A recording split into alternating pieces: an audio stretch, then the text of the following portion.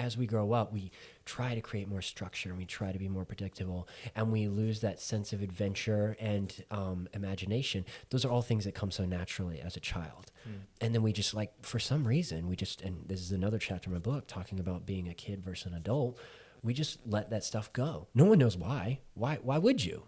But we just do, because why? We start to look around us and we see what other people are like, and we try to be like them. We try to be predictable. We try to fit in. Fitting in is what kids in middle school do. You know, it's immature. So if anything, you're more like a kid, right? And trying to just be like everyone else. Dude, be different, you know? And being different is a mindset. And exploring and that magic comes, again, back to your attitude. So if you can't travel, I didn't really get to travel too much when I was in Lompoc. That's fine, because you can make amazing, incredible memories and experiences right where you are. You just have to accept or believe that it can happen and then create it for yourself. The other thing, that stuff doesn't just happen. You have to create it. It takes effort. That was Will Collette, author of The Art of Unpredictability, and this is the Brendan Carr Podcast. How did you get into this? Like, were you always just a kid with a camera? It started in high school for me because I was trying to fill up my schedule. I was trying to make it as strong as I could to get into UNC, and I had to fill up one more space, and it needed to be like an easy course because the rest of my course was like loaded with all these AP classes, and it was like destroying me. So I was like, okay, what's the easiest course I can find here? And there was a videography course, and I was like, okay, that's gotta be easy. So I took it, and then I realized about halfway through the school year that I was picking up the editing software way faster than anyone else. It was the first time that I was the best at something than all my peers. I was like, whoa, this is weird. It was like, and it wasn't even really a talent. It was just, I was so much more interested in it that I like wanted to know more. And then I would go into the video room during lunch and I would edit videos that I would pull from YouTube. Like, I didn't even post these things. I just made videos, and then I'd just dump it somewhere, and then I'd make another one, and then I started filming. They let me take the camera home, and I would stay late afterwards, and every free minute I had in school, even if the bus got there like 10 minutes before the bell rang, I would run to the video room and see if I could start a foul dump or something that could run into the first period. And I didn't own any of my own equipment, but that's where it all kicked off. And I loved coming in the classroom and being able to just knock out a video really fast. And people were like still trying to figure out how to import their files. And I'm like, hell yeah, I'm the best at this. You know, at least out of like, 10 people, you know, like not the best. There's so many other creators out there that just destroy me now. But like, that's where it caught on, because I found something that I loved and I kept doing it enough where I started to catch on. And I was like, maybe this is what I could do. And I remember having a conversation with my mom when I was applying to college, and she was like, what do you want to study? And we always thought it was going to be engineering because I was going into the military, and that was just what my parents told me. And then I was like, well, can you do video? And she's like, yeah, you can do video. I was like, really? That's a degree? And I looked, and it was media production. And I was like, well, I should do video. So I went to UNC, I studied videography, and I remember the Air Force told me, like, good luck with that one, because you're not going to get a scholarship, you're not going to find a job in the military, and you know, you'll probably end up having to switch your major halfway through college. I was like, you know what, I'm going to roll the dice on that. Yeah, so I remember in the book you said, like, you're talking to the major, yes, and you tell him, like, oh, I want to do video. And like, I think you said, like, and then he frowned. Yeah, he was like hoping that I was going to still want to be an engineer. And the funny story is that I finished high school with strong enough grades for the Air Force to offer me a full ride scholarship in anything I wanted to study. And I still chose videography, and I studied that all the way through college, and I finished college. I was in the Air Force for 2 years, and then somebody emailed me and said, hey, you're up for your next assignment. By the way, I did a little research on you. I found your YouTube channel. At the time, I was filming videos for a lot of DJs and big festivals like EDC. And they're like, those EDC videos are really good. I'm like, you serious? I was like, the Air Force found my EDC videos. Like, I don't know if that's a good thing or a bad thing. And he was like, you should do that for the Air Force. I was like, okay, keep talking. And he was like, we have a combat camera unit in Utah, about 50 guys in a squadron, about $8 million a year budget on cameras. Why don't you go there and teach them how to make those kinds of videos? I was like, so there is a job in the Air Force Yeah. or you get to do media production. And no one really knew about this unit. So I went to Utah, and out of Salt Lake City, we had it was combat camera, got renamed to the 2nd Audiovisual Squadron. And I got to be the flight commander for a squadron of airmen that produced super high-end media production, like media products for the military. The whole Department of Defense. We did all branches, and we did highlight videos, we did story pieces, documentaries, all kinds of stuff. And it was with the high-end, like the red cameras, and all the best equipment. And it was a fun job. I didn't get to film as much. All of my guys did that, but it was cool to have a creative job in the military. Yeah. Yeah, definitely. I remember seeing some of your videos for the Air Force too, like the most lethal fighter jet in the world. And Yeah, stuff. right. Like, it's thrilling, and you have such a great subject matter when you have things like military aircraft to work with. Yeah, absolutely. Yeah. So you and I, like we both talked about being in the military and stuff, and a lot of the military is structure, but your book and a lot of your philosophy is about being unpredictable. How did you marry that together? Okay, this is where I'm going to start vlogging because this answer is going to be good. All right. So Will just turned on his video camera now because he wants to get this clip in the vlog. So now he's queued up. This is the big moment, people. We're vlogging and we're recording. So Brendan just asked me how I was able to tie unpredictability in with the military, which is a very day-to-day kind of 9-to-5 job for the majority of those of us that are stationed stateside, right? It's kind of like working for a big corporation where innovation and breaking outside of your normal day-to-day expectations, doing things or taking the initiative when they aren't commanded to you, thinking outside the box, are all things that the Air Force, I'll speak from the Air Force perspective, I'll speak from my perspective in the Air Force. I can't speak for anyone else's. My perspective was that this is something that the military and the Air Force said they wanted. Like the all the way from the top came down. The amount of days that they were like, we want innovation, we want new ideas, think outside the box. If I could have, you heard it every day, and yet every time I tried to think outside the box, even if it purely benefited the Air Force in a win-win-win way, they were not interested. And it got to the point where they would even go out of their way to get you in trouble if you did something that was outside of normal expectations. Example, at that combat cam unit that I was at, I had an opportunity for the military's F-35 fighter wing to have a collaborative video with world famous DJ Steve Aoki. And we were going to bring him on base. We were going to have maintainers and your pilots and everybody involved with the F-35 mission get to show off their job to Steve Aoki while he shot a video on the runway with these guys and these really, really expensive, incredible weapon systems. And, everybody that knows Steve Aoki was going to now know this fighter squadron from Utah, and the 2nd Audiovisual Squadron, the unit I was attached to, was going to get to produce a video. It was going to be huge. It was going to be awesome. And instead, I was met with a lot of opposition from the public affairs unit on that fighter squadron because, and I quote, "No one asked for this." Who ordered this? And I was like, well, this is me using a connection that I have to try to leverage it to make a big win for the Air Force. No one needs to ask for this. You're welcome, right? And instead, I was told to basically just go back and do my job. And the more I pressed for this type of opportunity, the more opposition I was met with. And it got to the point where I was threatened to there was going to be paperwork filed and I was going to get, I was going to get in trouble. And I was like, you know what? I'm this close to getting out. I don't need to mess it up. And I just had to give up. And it was really unfortunate because that would have been amazing to see, and here we have people who have a very, very safe job. They were all civilians, by the way, the ones that were giving me the pushback, which seemed to be the more small-minded people that I ran into in the military were the civilians. And they made it their mission. They spent more energy trying to shut something down that they were either afraid of or didn't fully understand than they were willing to dedicate energy to try something different. And that, I think, was one of the bigger weaknesses that I noticed in the military, and a lot of other, major companies out there today suffer from not being able to take new risks or innovate like they all say they want to do because they're afraid of what happens if they might fail.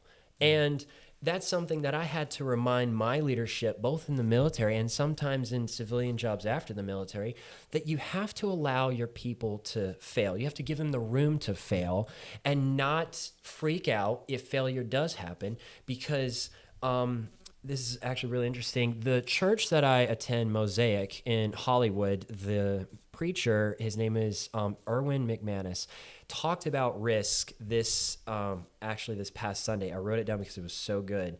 He said that there's an interesting relationship between failure and risk. When you're able to own failures more, you tend to risk more.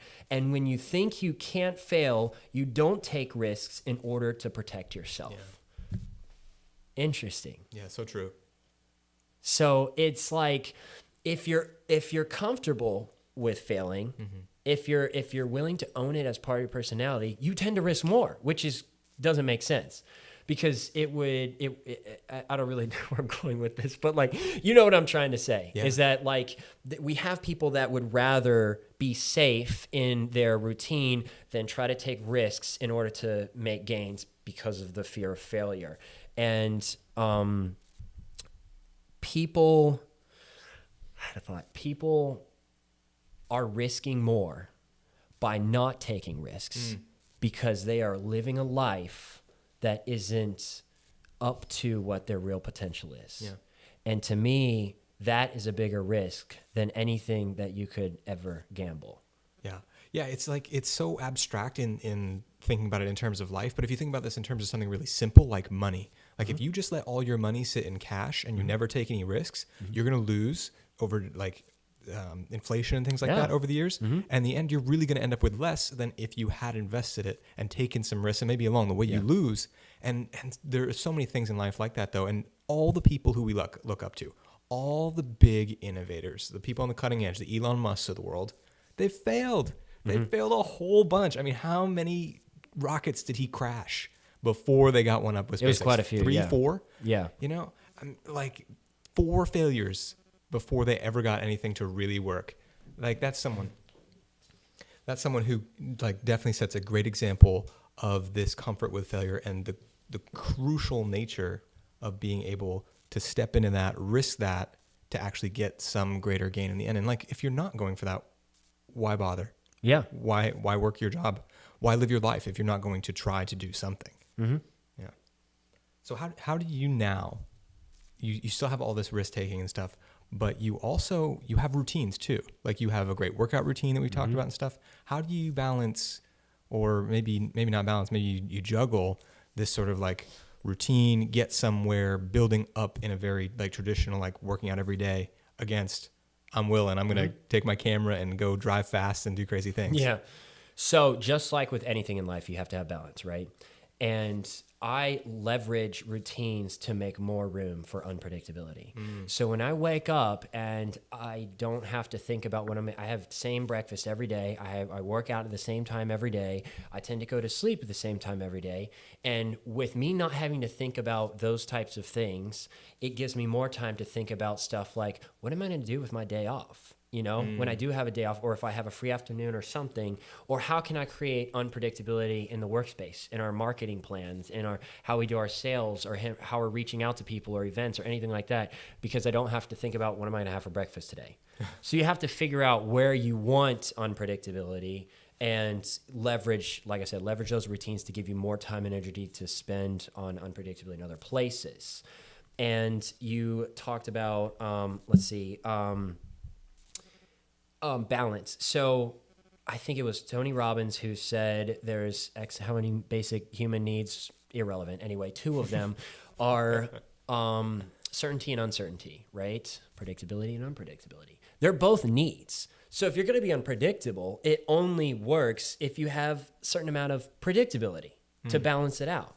Just like if those who like to be more predictable, they have to have a certain amount of unpredictability to be more for balance. And where that line is drawn is really up to you, because there's nothing wrong with being predictable. I'm just saying, don't strive to make your entire life as predictable as possible because you're afraid of something. You know, risk up until, you know, you're done taking risks, like wherever that comfort level is. Try to push it, but you don't need to go crazy. So I know some people, I have some friends that strive and thrive off of having a more regulated schedule, and can, you know, they'll take risks when they want to take risks. That's fine, as long as they're willing to take some risks, a healthy amount. Me, on the other hand, I am always looking for ways that I can throw a wrench in plans, because I know by nature there's already enough predictability in my life, even, you know, with me trying to make it as wild as possible. Yeah. You know, and people also hear unpredictability and they think it might be, you know, oh, let's buy a ticket to Hawaii. Bam, unpredictability. It doesn't have to be that. It could be a different route to work. Yeah. You know what I mean? It can be brushing your teeth with a different hand. It can be, you know, moving your bed, like flipping it 180 degrees. And, you know, that's unpredictability. Just anything you can do to mix up a routine. Because like you came in here before this podcast, you offered me a fig, yeah. Right? And I looked at it, I was like, it looked disgusting. I was like, I don't eat that. But then I thought, maybe it's something I could like, because it's something different. And I tasted it and it was awesome. Mm-hmm. But I would have never known. I took a risk, small risk. It was a fig, right? If it tasted bad, I'd just spit it out. Low risk, medium reward, right? What if I find a good snack I like? Mm-hmm. When we go to restaurants, a lot of people like to order the same thing. You go to let's use a fast food restaurant, for example, Chick-fil-A. I go and the number one combo, dude, Chick-fil-A sandwich and fries. That's an easy go-to. But do you know how fire the rest of that menu is? But you would never know if you went in every time and just ordered a number one sandwich. You got to try the wrap. I brought people to Chick-fil-A that have never had their breakfast, and their breakfast is off the chain. But you would have never known if you'd gone in and like just try the same thing every time. So a lot of times when I go to restaurants and there's a menu and they're like, what would you like? I'm like, what would you like? And they always give me this look like, what? It's either like I'm not paid enough to answer this question, or I don't know how to answer this question because no one asks it. I'm like, what would you get? You know, what's your recommendation? Not for, not what's most popular necessarily, but just pick something different for me. And I give them no restrictions. You can't give price restrictions or anything unless you have like diet or health restrictions, you know, say that, but just say like, pick something. And you'd be surprised with how often a plate comes that you might look at and you're like, I don't know about this. And you have to try because you're already paying for it. Yeah. And you're like, you know what, that was pretty good. You know, and if it's bad, just go to Chick-fil-A and order a number one, you know, and then you can fill up. But like little things like that, try to mix it up as much as you can, because all you're doing is growing when you take risk. All you're doing is growing, mentally, spiritually, or physically, one of the three. And, you know, just like when you go to the gym and you try out different types of exercises, unpredictability in your workout routine, you're growing physically. Mm-hmm. If you go and you try, explore Buddhism or Taoism or Christianity or, you know, whatever. And if you're trying those different things, that's unpredictability in religion. You're growing spiritually. And then if you try something, I'm trying to think how you can be unpredictable mentally. Anything that makes you, a lot of people today struggle with anxiety, right? You always hear people struggle with it. Huge thing. I'm anxious. So popular in the culture right now. So much anxiety, such a big thing. Right? Yeah. So you want to really challenge that. Do things that make you feel anxious intentionally. A big one is public speaking. People hate to speak in front of a group, you know? Public speaking, I like to go on a lot of Tinder dates, right? Take girls out to ice cream. It's my thing. Well, that mentally is very stressful because it's a girl that you have to impress in a night that you don't know. You know, you're meeting for the first time. There's a lot of adrenaline involved in that. Mm-hmm. And it's a new experience. You have no idea what's going to happen. You have no idea what she's like. And all you have to do is be your best self and grow mentally because you're meeting a new person, new perspectives. It's a wild card in your week. So that's why I love going on those dates, because you meet so many people and you get to flex mentally. Yeah. So, yeah. Yeah.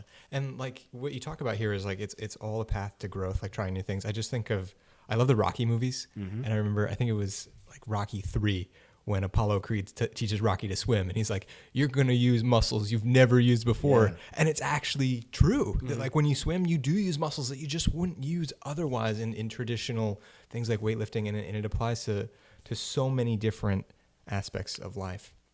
And one thing that you touched on that's really big is anxiety, and I want to know, for my own personal reasons, I want to know how you have dealt with car accidents, because this is something that I struggle with. I've been in a couple car accidents. And both times I've been really shaken up. I've been afraid to get back in the car, or like I've got back in the car and I start having like heavy breathing and stuff. Like it kind of like catches me. Yeah. And it takes me a while to come out of that. How is it that you've had these wild car accidents and then you roll on and make the most of it? Yeah, I wish I knew that before I drove you in the Lamborghini, because we were flying. That was awesome. Okay, so if you follow my channel or anything, you know that I'm very into cars, and fast ones particularly. So I have been in 2 major accidents. The first one when I was a lot younger. It was my mom driving, and a drunk driver clipped us, and we spun around a couple times on the freeway. And the second one, I was driving one of my friend's cars to Tomorrow World, to film my first video with the Chainsmokers. And that day went from great to awful very fast when his brakes failed, and I plowed through 3 cars at full speed. No one got hurt in any of the accidents, but they were pretty severe, both of them. And you're right. It is hard to get back into a car after you've been in an accident, just like it's hard to get back on a stage if you've been booed off of it, or it's hard to go and date people after you've been destroyed in your last relationship. You know, it's hard to go back and want to keep studying a subject when you failed a test. They're all the same, you know? And it goes back to that growth thing. You have to ask yourself, is this something that I'm going to let dominate me for the rest of my life? Or can I grow from this experience and continue to keep trying whatever it is you were doing? And it would be so tragic for me to give up driving if cars are such a big passion of mine, for me to let an accident get in the way of something I love. And again, I encourage everybody listening to put this in the framework of whatever you love or something you maybe have failed at, with cars as my example. And I obviously am more cautious, and because I know what it feels like to hit a car at 60, and I've driven cars way faster than 60. I can't imagine what it's like to hit a car at 100. That'd be terrible. So you don't tend to take as many risks. They're a little more calculated, right? I'm not flying down the 101, weaving in and out of cars at 85 like I used to, because I know what it feels like to hit a car. I would just say you have to keep doing whatever it is. If you really love it, you have to just keep doing it, even if it scares you, because as I've said before, the things that scare you the most are often the things that are going to help you grow. So if it scares you, that's probably a good indication that's the direction you should be going. Yeah. How much of these things that you talk about being unpredictable and stuff, how much do you think is really about what you're doing, and how much is it about your attitude? Because it seems like so much of this comes back to your attitude. And I think, talk about like taking the trip to Hawaii, which you've definitely done. I think there are a lot of people who could do that and still be boring. Yeah. But you seem to have this approach. Is it built in? Is this something that you cultivated? Do you have something that brings this about? How is this sort of ingrained in your willness? I'm so glad you asked that, because this is going to help so many people who think that they are a victim of their circumstances.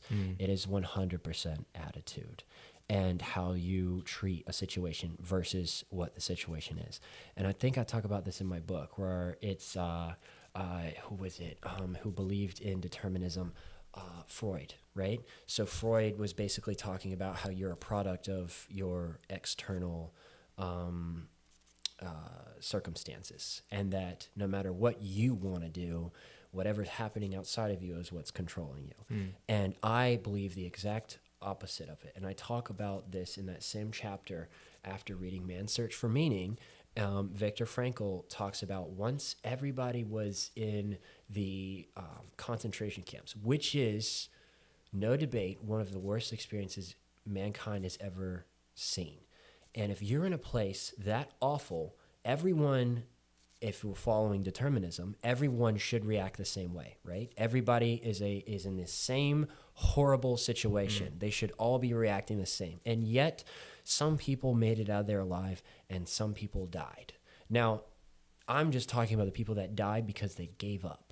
Because Viktor Frankl writes about this in Man's Search for Meaning. He says that you could tell within a few days which people were dying next, simply because you could see it in their eyes. They had given up, and their body would just shut down because you're so, you don't have any food or water or anything. But if you're not fighting inside, your body would literally just shut down. And that is just physical proof that is purely a result of your attitude. So let's bring it back to modern day stuff. If you're in a terrible job, or if you were like me at one point, located in a very boring, desolate location for a long period of time, or if you are, whatever your circumstances are, I look back and I'm like, I think I had as much fun when I was in that boring location as I do now that I'm in the middle of Hollywood. Because even though I was in that location, I was constantly looking for ways to be unpredictable. And I was soaking in every opportunity to mix things up. And I was able to I wrote this book at that location. Yeah. I started and kicked off whatever videos my friends and I were making and had some of the best experience I've ever had at this. It's called Lone Poke, California. If you've ever heard of it, which you probably haven't, it's really in the middle of nowhere. And we kill it out there. And it was all attitude, man, because this is where I came up with the concept. I remember the night that I was like, I'm going to be Mr. Unpredictable, because I had just moved to this spot. I knew I was stuck there for 2 years minimum. I was at a job that I wasn't really thrilled about because already a couple weeks in, I was like, yeah, this is not what I thought it was going to be.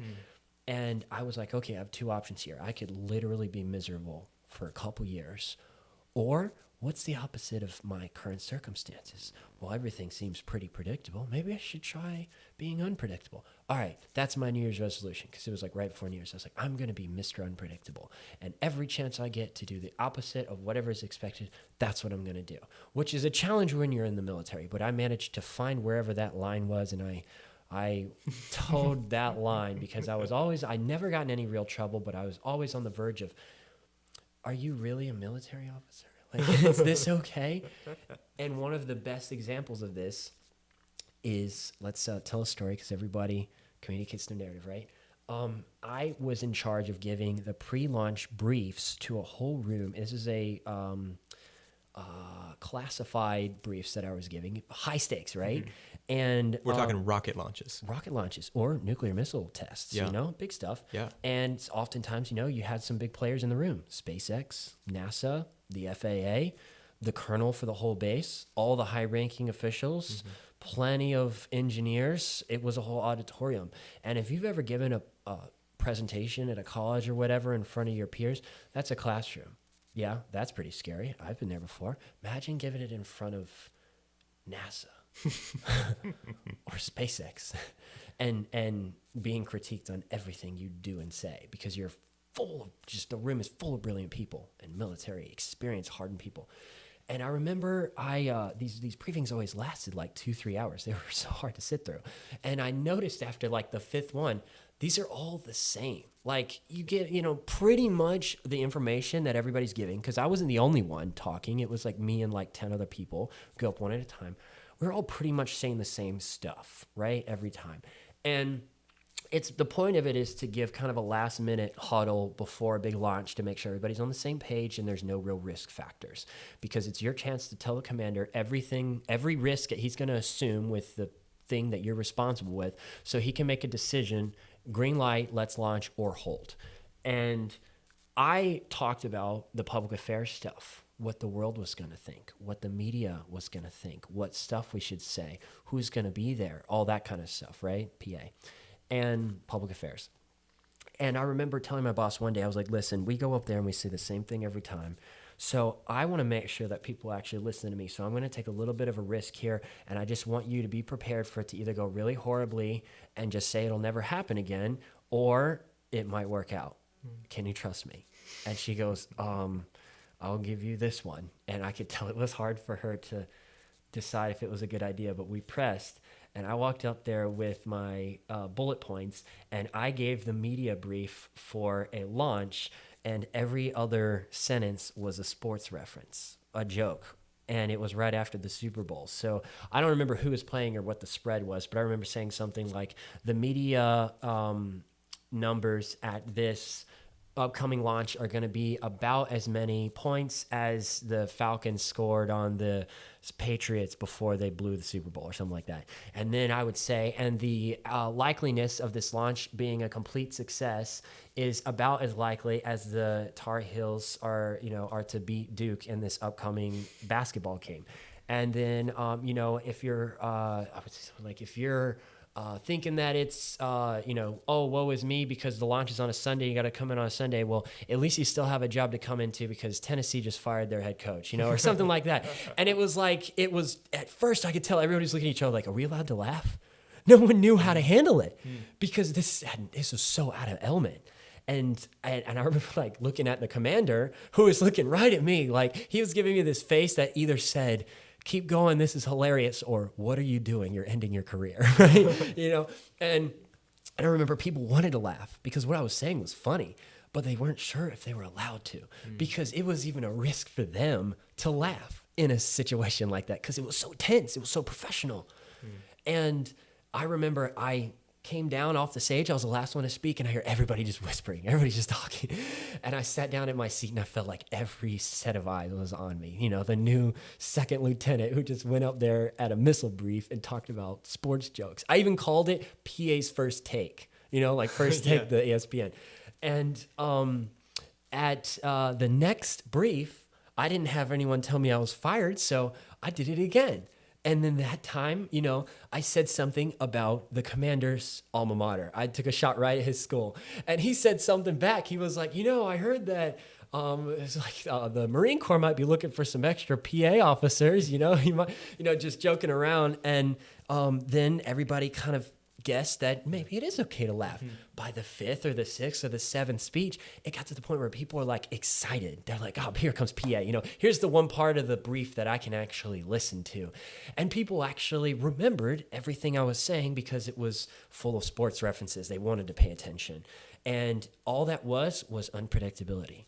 That was me doing something that was never done before, that was unexpected, and at first was very shock. Oh God, what do we do? And then it was actually, this is great. It's different. Thank God I can listen to this part, and tune everything else out. Yeah. So, that was a risk I took in the military. Well, thank goodness you did. As someone who's sat through so many of those sort of briefs, I totally get it. A lot of what you talk about is travel, going places, exotic places. Yes. If people maybe can't travel for whatever reason, could be financial, physical, whatever. Sure. Is there a way that people can still break themselves from their routines in the kind of way that travel can do? Absolutely.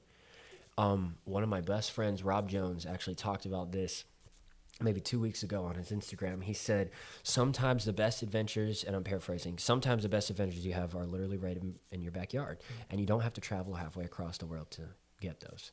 And it sounds cliche, but it's so accurate because I read that from halfway across the world. I was in the Alps when I read it on my phone, and he was in his backyard, and I instantly had FOMO. I was in the Alps, dude. I was at Tomorrowland. And I was like, dang, I wish I was where Rob was. Because Rob Jones has this magic to him where he's able to create, he's able to take you somewhere else, even if you're where you've, in your backyard. And I think that goes back to kind of being like a kid, which is kind of what this is like. Is, as we grow up, we try to create more structure and we try to be more predictable, and we lose that sense of adventure and imagination. Those are all things that come so naturally as a child. And then we just for some reason, and this is another chapter in my book talking about being a kid versus an adult, we just let that stuff go. No one knows why. Why would you? But we just do, because why? We start to look around us and we see what other people are like, and we try to be like them. We try to be predictable. We try to fit in. Fitting in is what kids in middle school do. It's immature. So if anything, you're more like a kid, right? And trying to just be like everyone else. Dude, be different, and being different is a mindset, and exploring and that magic comes again back to your attitude. So if you can't travel, I didn't really get to travel too much when I was in Lompoc. That's fine, because you can make amazing, incredible memories and experiences right where you are. You just have to accept or believe that it can happen and then create it for yourself. The other thing, that stuff doesn't just happen. You have to create it. It takes effort, just like anything else does, you know? So it takes, and I found it takes just as much, if not more, energy to be unhappy than it does to go out and try to create something fun. And let's go back to the Tinder date thing. I don't, especially like the first date or two with a girl, I never like to do anything big or fancy. And I don't like to buy tickets to an event. I don't like to go to a fancy dinner. I don't like to go to any place that isn't virtually free. Ice cream is about as much as I'll spend. And that's because I love creating an experience that is purely authentic and adventurous and magical just from what we have. So oftentimes that includes driving the car somewhere, getting out and walking around, or pretending like you're in the movie La La Land, or, you know, you're in one of those Nicholas Sparks movies, or you're in just a musical, because there's always singing along, you know, in the car. And basically just let that girl for one night get to be a kid again, you know, while I'm a kid. And we get to just be so amazed with the world at the same time. And the adrenaline and that extra little bit of anxiety that comes from being with someone new is sometimes all the push you need to go along with it, you know, because you don't want to embarrass yourself. So like when I start singing Ariana Grande in the car, the girl has two choices. She can look at it like I'm dumb, or she can sing along. And 10 times out of 10, she starts singing along because she wants to, you know, kind of ride that energy wave, because I look like I'm having so much fun. Why shouldn't she have fun too, you know? So it's totally mindset, dude. You don't have to travel anywhere. Yeah. Definitely not. Yeah, and you point to kids, and like that's such a good example. Like I think of my fondest memories as a kid were not anywhere outside the house. They were like under a table where we put blankets over it, made a fort. Literally. And all of a sudden, like I'm transported. Yeah. I'm in a whole new place. Absolutely. Yeah. And then you talk about singing in the car, of course, and I love like riding the Lamborghini with you and singing along to whatever it was, Coldplay. I go, baby. Yeah. Yeah. Miley Cyrus. It was some Miley Cyrus. We were in Malibu. So. In Malibu. Yeah, definitely. Well, before I ask my last question, yes, where should people look for you online if they want to know more about all this? Okay, if they want to know more, easy. There's only two places. One is, of course, the vlog YouTube channel. Just type Will Collette. You'll find all the vlogs there. And then the second place is Instagram. Instagram is at Billco, Billco. So one of those two places. And I always tell people, leave a comment or send me a DM or something like that, because I'm not super famous. I'll reply to everything. I will see you guaranteed. So come say hey. Cool. I'll link to both of those in the description, and people can check that out. Dope. All right. Well, my final question, I'm going to flip the script on you a little bit. You've talked a lot about how people as individuals can be unpredictable. What can a leader do to encourage people in their team to be unpredictable? Okay, that's a really good question. Let me think for like 2 seconds so I can make sure I get this right. Take your time. I'll sing the Jeopardy music. How can a leader inspire unpredictability in their team? Yeah. I'm going to put this on the vlog too. I think this would be great. Killer. So we're gonna put this on the vlog. So Will's queuing up his camera again. He's feeling inspired. This is LA. That's such a good question. Okay, so this is a great question. I'm going to restate it for the vlog. How can a leader inspire their team to be unpredictable? So this is something that I ran into a lot in the military, because I was a leader, and a lot of my airmen like to just kind of do what they were asked. And I love to encourage unpredictability because it helps you grow, like we talked about, and it also helps you be a better leader. And that's what Air Force is about, is creating great leaders. So I would say some of the things that I did as a leader when I was in the military to inspire unpredictability initially was to lead by example. So sometimes that meant when I came into the office, I high-fived everyone in the whole unit. And it put us all on the same page for the day, because when you have physical contact, something happens where you and that other person are just both on the same page. And that's why when someone shoots a free throw in the NBA, you see them all high five, right? They all high five in the key, even if they miss, because it's helping the team just reconvene. So the first thing I did was high five everybody, which was not normal for an officer to come in, hey, what's up? Every day, every single person, hey, what's going on? It was weird at first, and then it got to the point where they were like, hey, I was in the bathroom, I missed my high five, So and then I would go into my room, and I always start off with high energy music. I do this now at where I work at Fast Toys Club, and some people hate it, but it's gotten to the point now where sometimes they just got to ride it out. I play Taylor Swift, Katy Perry, Ariana Grande, 90s music, Blink-182, anything that you can sing along to, or just feel like that energy where it's like, my seasoned staff sergeants looking in my office like, is the lieutenant playing Firework by Katy Perry? What does he think? Who does he think he is? And then I got a candy bowl, and then I got Play-Doh, because I'm thinking, again, who is more unpredictable than a kid, right? Everybody has a kid in them. So I was trying to bring that kid out of people. So, if I had an airman who was stressed, and believe me, some of my airmen had some real life issues, family, kid, education, whatever it was, legitimate, challenges, I would just put some Play-Doh on their desk. I would drop a Play-Doh. I was like, you need this. And they're like, no, I don't. Okay, yeah, you're right. And then they're a kid. They're like, yeah, I made a snake, or whatever. And then, or I'd have some candy, and it's like, and then, you feel like a kid because trick or treat year round, you get to walk up, and they would sit down in my office, and they would just take candy, and they would just talk to me. And I would get to hear unfiltered what's going on in Airman Joe's life, and I would try to find ways that we can help mix things up usually, because where we were working at the time was pretty boring, and I would help them try to find unpredictability the same way that I found it. So I would say something like, hey, you seem to have an interest in photography. Have you tried shooting some of the concerts nearby? Well, I don't know how to shoot concerts nearby. Well, here, let's find a way. Let's Google a concert that you want to go shoot, And then, we'll find out how to get them on stage, which happened many times. Or I'd have someone that's like, oh, yeah, I'm really into writing, but I don't know, Oh, hey, well, maybe you should try to write some stories about X, Y, and Z, or whatever, whatever you can do to mix up their day a little bit. And I think as people who follow you see that it's safe to be unpredictable or take risks, I think they'll do it more.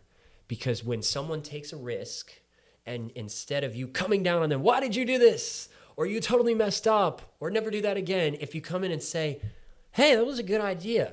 It didn't work out, but I think you should try it again, Or maybe you should try this because I see what you were trying to do, And or if it's not in the best interest of whatever the company is, take the energy they have and direct it to try to funnel it in a way that it can be beneficial. The last thing you want to do is just crush it, because somebody can only be crushed so many times after taking risks before they just give up completely on taking any risk, and they just go into a shell, and then you'll lose them forever.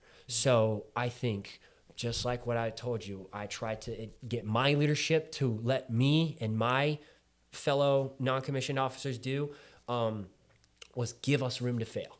Give us room to fail and lead by example. I think those are two things. Beautiful. To inspire unpredictability in your team. Will, high five. Yes. Thanks so much for coming on the show, man. Dude, so much fun. Thank you for asking all these awesome questions. Everybody, that was Will Collette, author of The Art of Unpredictability, former officer in the United States Air Force, and all-around Hollywood creator. If you want to know more about Will, there are links to his stuff in the description. And if you want to help us get more great guests like this on the show, then be sure to subscribe, and we'll catch you next time.